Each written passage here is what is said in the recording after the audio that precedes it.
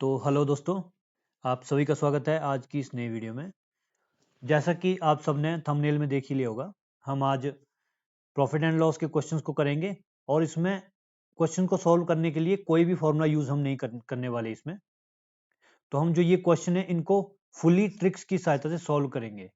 इसमें एक भी फॉर्मूला हम यूज़ नहीं करेंगे। ये जो सेशन है हमारा, ये वीडियो एचपी पटवारी और पुलिस के लिए बहुत ही महत्वपूर्ण है। इनमें से कई ऐसे क्वेश्चन हैं जो आने की संभावना है कि एग्जाम में पूछे भी जा सकते हैं। तो आप वीडियो को बिल्कुल भी स्किप मत करना और नई ट्रिक्स को सीखने के लिए इस वीडियो को पूरा देखिएगा। तो चलिए इस वीडियो को शुरू करते हैं। पहला क्वेश्चन इसमें क्या दिया गया है, किसी व्यक्ति ने एक पुरानी टाइप की मशीन 1200 में खरीदी और उसकी मरम्मत पर 200 व्यय किए। उसने उसे 1680 में बेच दिया, उसका लाभ प्रतिशत क्या होगा। अब इसमें सबसे पहले समझने वाली बात यह है कि उसको लाभ हुआ, तो लाभ कैसे निकालेंगे हम इसका, क्योंकि उसने खरीदा था 1200 में और हमने देखा है कि लाभ क्या होता है, विक्रय मूल्य माइनस क्रय मूल्य, ये लाभ होता है ना। और प्रतिशत वही होता है कि उसको क्रय मूल्य से डिवाइड कर देंगे तो उसका प्रतिशत आ जाएगा इंटू 100 करके। लेकिन इसमें उसने अपना कुछ पैसा उसमें लगाया भी है। तो मान लीजिए कोई चीज़ खरीदी, जैसे आपने 100 में कोई चीज़ खरीदी और उसमें आपने थोड़ा उसका मुरम्मत करने के लिए 20 रुपये लगा दिए, तो आपका 120 रुपया लगा ना, इसमें पूरा तो आपका 120 रुपया लगा। तो ये 120 आपका क्रय मूल्य में काउंट होता था। ये नहीं कि बार जितने में खरीदी वही क्रय मूल्य होगा, वो नहीं होता है। जितना आपने टोटल आपका लगा, अगर आपने उसकी कुछ मुरम्मत की है तो वो भी आपका क्रय मूल्य में ही काउंट होता है। तो यहाँ पे हमारा क्रय मूल्य क्या हो जाएगा, 1200 जमा 200 मतलब 1400 हो गया। और बेचा कितने में है, 1680 में, तो विक्रय मूल्य क्या होगा, 1600। तो सिंपली हम इसको माइनस करते हैं, क्या आ जाएगा 280। इसका खर्चा कितना हुआ है 1400, तो 1400 लिख देते हैं। ठीक है, इसको 100 को हम भूल जाते हैं इसको ना, 14 दूनी 28, तो 20 आ गया डायरेक्टली, हमारा 20 आंसर हो गया। ये बहुत ही बेसिक क्वेश्चन था। ठीक है, ये आपको नॉर्मली कंसेप्ट समझाने के लिए क्वेश्चन करवाया गया है इसमें। तो चलिए अगला क्वेश्चन देखते हैं आप। अगला क्वेश्चन है, एक व्यापारी अपने माल का मूल्य क्रय मूल्य से 25% अधिक पर अंकित करता है।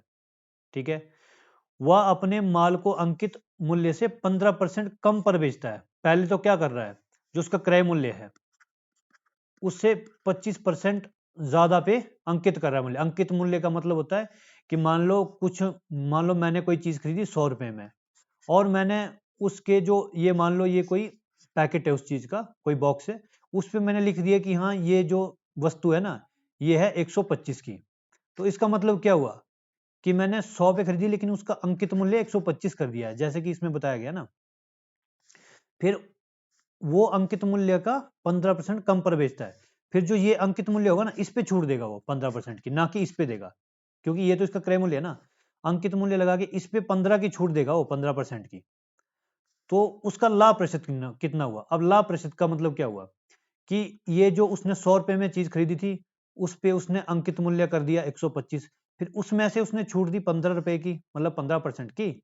तो उसका लाभ कितना हुआ, लाभ तो ये हुआ ना कि अब ये 100 है, तो 100 उसने खरीदा था, उसके पास 100 के बाद अभी कितना बचा उसको बेचने के बाद, तो वो उसका लाभ होगा। अभी इसमें ध्यान देने वाली बात ये कि यहाँ पे 15% है और 15% जो है ये इसका नहीं होगा, ये इसका होगा। वही इसमें ट्विस्ट है। ठीक है, तो इस क्वेश्चन को कैसे सॉल्व करना है मैं दिखाता हूँ। इसको हम यही मान लेते हैं जो मैंने यहाँ पे माना कि मान लो 100 रुपए मैं खरीदा किसी वस्तु को और उस पे 25%, मतलब 100 पे 25% अगर अंकित करता है तो 125 ही अंकित करेगा ना वो। अब 125 पे 15% की माइनस 15%, अब 15 रुपए नहीं माइनस 15% है इसका, वो डिस्काउंट देता है। तो 125 का 15% कितना होगा, 125 गुणा 15 बटा 100, तो कितना होगा 125 5 625 और 125 से कम 125, तो ये होगा आपका 5 5 2 7 6 2 8 और 18.75 हो जाएगा। तो 18.75 ये उसने डिस्काउंट दिया।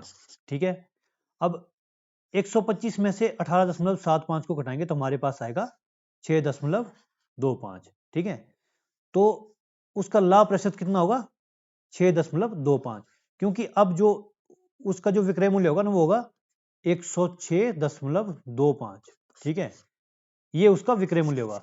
तो अगर उसका क्रय मूल्य 100 है, विक्रय मूल्य ये है, तो लाभ प्रतिशत कितना हुआ? 6.25, ठीक है। तो ऑप्शन सी राइट आंसर हो जाएगा हमारा। अगला क्वेश्चन देखते हैं।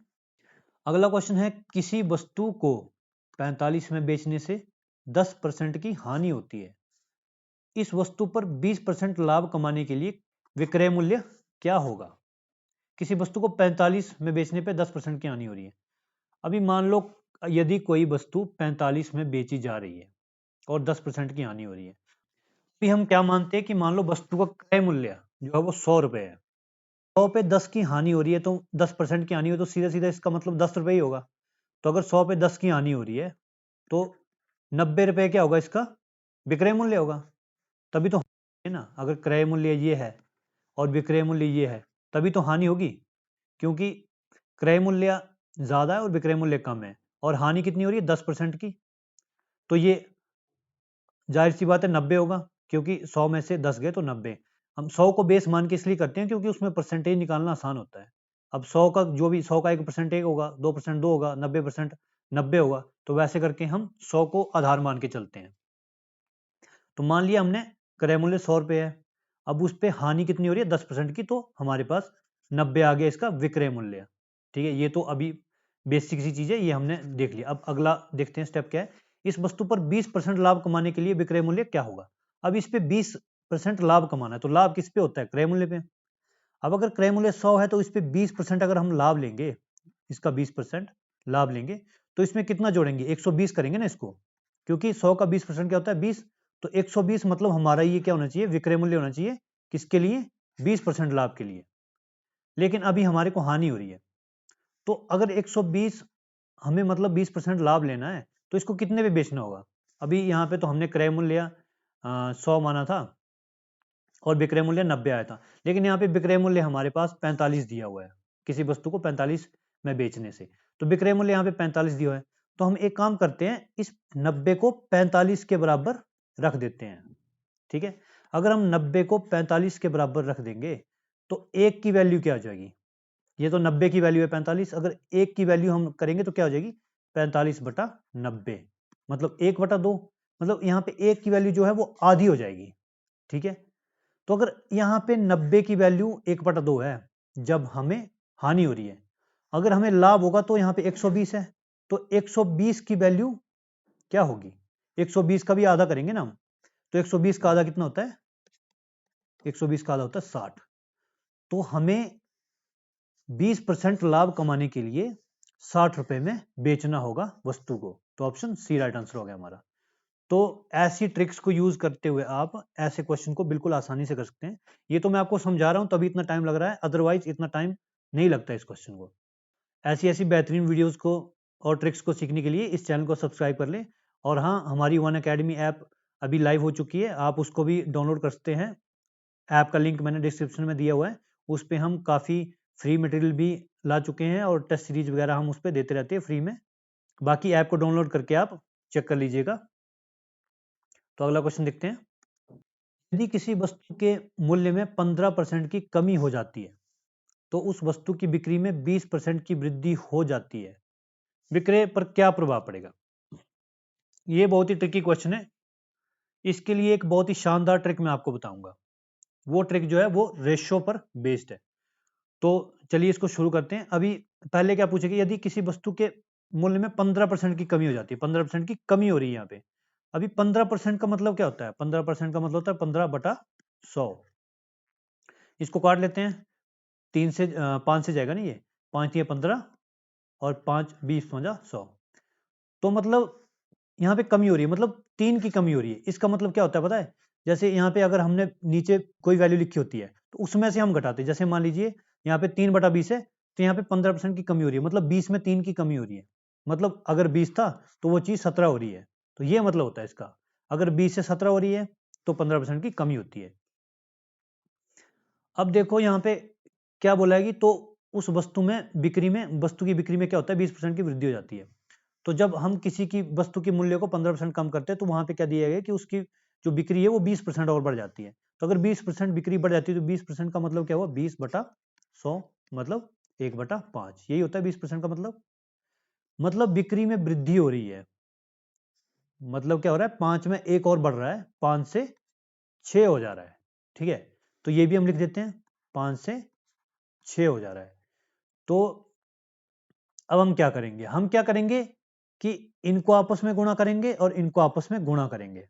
ठीक है, क्यों करेंगे, क्योंकि देखो ना, अगर पहले वस्तु का मूल्य 20 रुपए था, ठीक है, तो उसे 5 लोग खरीद रहे थे। अब वस्तु का मूल्य हो गया 17 रुपए, तो उसे 6 लोग खरीद रहे हैं। ठीक है, तो हम देखते हैं कि पहले कितना लाभ था, अब कितना लाभ है, तो तभी पता लगेगा ना हमें इसको गुणा करने पे। तो 20 पंजा होता है 100 और 17 छिका होता है 102। तो पहले अगर 100 था, अब 102 हो रहा है। ठीक है, इसका मतलब क्या है कि अभी भी हमें 2% का लाभ मिल रहा है। अगर 100 में 2 की बढ़ोतरी हो रही है, इसका मतलब होता है कि 2% की वृद्धि है। ठीक है, तो कहां पे हमारा ऑप्शन ए, ऑप्शन है राइट आंसर है, 2% की वृद्धि हो रही है। तो देखा आपने कितनी आसानी से क्वेश्चन सॉल्व हो गया, वो भी ट्रिक की सहायता से, कोई फॉर्मूला हमने इसमें यूज नहीं किया। और इस वीडियो का मेन टाइटल ये है कि इसमें हम कोई भी फॉर्मूला यूज नहीं करेंगे। ठीक है, हम इसको प्योरली ट्रिक्स की सहायता से ही करेंगे। तो चलिए अगला क्वेश्चन देखते हैं। अगला क्वेश्चन है, किसी वस्तु को 560 में बेचने से हुई हानि 720 में बेचने पर हुए लाभ से 50 अधिक है, वस्तु का क्रय मूल्य क्या है। अभी क्या बोल रहा है, किसी वस्तु को 560 में बेचने से हुई हानि, अभी 560 में बेचा तो उसको हानि हो गई, 720 में बेचने पर हुए लाभ से 50 अधिक है।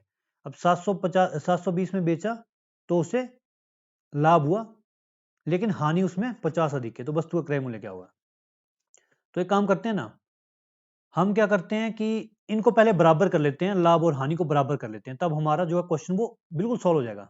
तो बराबर कैसे करेंगे, यहाँ पे अधिक क्या दिया हुआ है, 50 अधिक दिया हुआ है, कितना, किसमें अधिक दिया हुआ है, ये 720 में बेचने पर हुए लाभ से 50 अधिक है, मतलब हानि अधिक है। तो हानि को हम इसमें जोड़ देते हैं ना, ताकि बराबर हो जाए। तो 560 में 50 जोड़ देंगे, तो ये 0 6 5 11 1 और 610। अब 610 है और 720 है, इसमें क्या है ना, बराबर लाभ हानि हो रही है। ठीक है, अगर हम इसको 610 में बेचेंगे तब क्या होगा, तब भी हमें बराबर, इसमें लाभ हानि दोनों बराबर हो जाएंगे। तो जब लाभ और हानि बराबर होते हैं तो क्रय मूल्य हमेशा बीच में आता है। ठीक है, हमेशा बीच में लाई करता है। तो इनका डिफरेंस देखो आप, पहले डिफरेंस कितना है, इसका डिफरेंस कितना है ये हम निकालते हैं। 720 माइनस 610, तो ये आ गया हमारा 0, और यहाँ पे कितना आ गया, एक आ गया, यहाँ पे भी एक आ गया, 110। अब 110 हमारे पास इनका डिफरेंस आ गया, तो इनका बीच में सेंटर कहाँ पे होगा, इसके आधे पे होगा ना, 55 पे। तो 55 आ गया यहाँ पे। अब 55 या आप इसमें से घटा दो या इसमें जोड़ दो, आंसर सेम ही आएगा दोनों केस में, क्योंकि हमने वैसे भी सेंटर मान के लिया है इसको। तो 110 में 55 जोड़ना तो आसान है। अगर कहीं पे भी हमारे पास ऐसी कंडीशन आती है जहाँ पे हमें सेम चीज को घटाना पड़े या जोड़ना पड़े, तो आपने जोड़ने वाली साइड को चूज करना है, क्योंकि जोड़ना आसान होता है। अब यहाँ पे देखो, 5 और 1 6, मतलब 665 आ गया हमारे पास। तो कौन सा ऑप्शन है, ऑप्शन डी राइट आंसर है। तो वस्तु का क्रय मूल्य क्या होगा, 665। तो दोस्तों ये बहुत ही बेहतरीन ट्रिक थी। ऐसी ट्रिक को देखने के लिए आप मेरे चैनल को भी सब्सक्राइब कर लीजिए, और हाँ, इस वीडियो को अपने दोस्तों के साथ भी शेयर कर लीजिए। तो चलिए अगला क्वेश्चन देखते हैं। यदि कोई व्यक्ति एक वस्तु को 480 में बेचता है तो उसे 20% की हानि होती है, 30% का लाभ प्राप्त करने के लिए उसे वह वस्तु कितने बेचनी पड़ेगी। ये भी मैंने आपको क्वेश्चन पहले करवाया, अभी शायद दूसरा तीसरा क्वेश्चन था। तो ये भी सेम करेंगे, हम इसको भी सेम ही करेंगे। वैसे आप भी इसको सॉल्व कर लीजिएगा, लेकिन मैं चलो इसको बता ही देता हूँ। अब हमने 100 रुपये मान लिया, 100 रुपये में 20% की हानि हुई, तो मतलब इसने 80 में बेचा होगा। ठीक है, अगर उसको 30% लाभ लाभ कमाना है, तो मतलब प्लस 30 कर देंगे, यहाँ पे 130 हो जाएगा। मतलब हमें 130 में बेचना है, 80 में हमने बेचा था, तभी हमको हानि हुई थी 20 की। ठीक है, अब 480 में बेचा था इसने, तो मतलब 80 की वैल्यू कितनी है, 480 है। अब उसने कितने बेचना है, 130 में, तो 130 की वैल्यू क्या होगी, 480 बटा 80 गुणा 130, यही होगी ना। इसको इससे काट दो, 8 छिका 48 और 13 छिका 78, 780। कौन सा ऑप्शन है, ऑप्शन डी राइट आंसर है। तो दोस्तों आपने देख लिया पिछले क्वेश्चन में मुझे कितना टाइम लगा सॉल्व करने के लिए, लेकिन इसमें जरा भी टाइम नहीं लगा। वो इसलिए नहीं लगा क्योंकि अभी हम इस ट्रिक को सीख गए हैं कि कैसे इसको यूज करना है। तो वैसे ही आप भी जब इसमें बिल्कुल प्रैक्टिस कर लेंगे तो आपको बहुत ही ईजी लगेगी ये ट्रिक। तो चलिए अगला क्वेश्चन देखते हैं। अगला क्वेश्चन है, राम ने एक गाय रहीम को 20% लाभ पर बेच दी तथा रहीम ने इसे रॉबर्ट को 25% लाभ पर बेच दिया। यदि रॉबर्ट ने 900 दिए हों तो राम ने गाय कितने में खरीदी होगी। ये भी बहुत ही इजी क्वेश्चन है, हम फॉर्मूला नहीं लगाएंगे, हमने पहले ही बोला है, हम ट्रिक से सॉल्व करेंगे। तो राम ने एक गाय रहीम को 20% लाभ पर बेची। अब मैंने पहले ही बताया कि 20% लाभ का मतलब हम 100 पे करेंगे। तो अगर मान लो राम, ये राम है, ये रहीम है एंड ये रॉबर्ट है, ठीक है।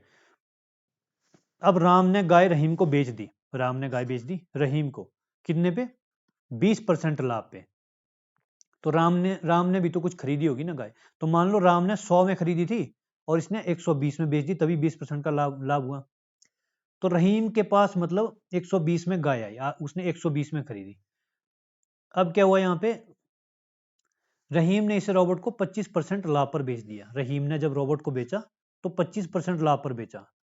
अब यहाँ पे 25% जो हम देख रहे हैं ना, ये 120 का है ना कि 100 का, ठीक है। तो ऐसा नहीं कि यहाँ पे 125 लिख देंगे, ऐसा नहीं करेंगे, हम इसको करेंगे गुणा इससे। तो सीधा 120 का 25% निकाल लेंगे, 12 गुणा 25 करो।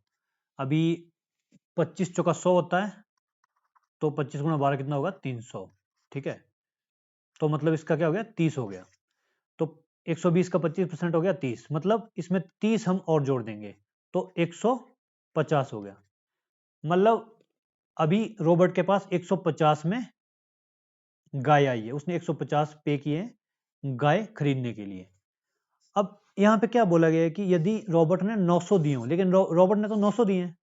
अब रॉबर्ट ने 900 दिए हैं लेकिन यहाँ पे हमने 150 माना है, तो हम एक काम करते हैं, इन दोनों को इक्वल कर देते हैं। अब अगर मान लो 150 जो है वो 900 के इक्वल है, तो एक कितने के इक्वल होगा, एक होगा 900 बटा 150, इसको काट दो, 15 छः 90। तो एक की वैल्यू है 6 के बराबर। मतलब अगर हम यहाँ पे एक लिखेंगे तो एक की वैल्यू क्या होगी, 6। अब एक की वैल्यू हमें 6 पता लग गई है, ठीक है, कि एक की वैल्यू 6 के बराबर है। तो हमें यहाँ पे क्या निकालना है, तो राम ने गाय कितने रुपए में खरीदी। अब राम ने गाय कहाँ पे खरीदी है, यहाँ पे देखो, राम ने ये गाय खरीदी है, मतलब राम को 100 रुपए में गाय मिल गई है। तो यहाँ पे तो हमें पता है कि एक का मान क्या है, 6, तो 100 का मान क्या हो जाएगा, 100 गुणा 6 बराबर 600। तो राम का जो एक्चुअल क्रय मूल्य होगा वो होगा 600 रुपए, ठीक है। तो कहाँ पे है, ऑप्शन ए राइट आंसर है हमारा। तो जब भी ऐसा क्वेश्चन आए आपको, कहीं भी किसी भी एग्जाम में आए ऐसा क्वेश्चन, तो आपने इसी ट्रिक से सॉल्व करना है। तो दोस्तों मैं आशा करता हूँ कि आपको ये ट्रिक समझ में आई होंगी और आपको ये वीडियो अच्छी भी लगी होगी।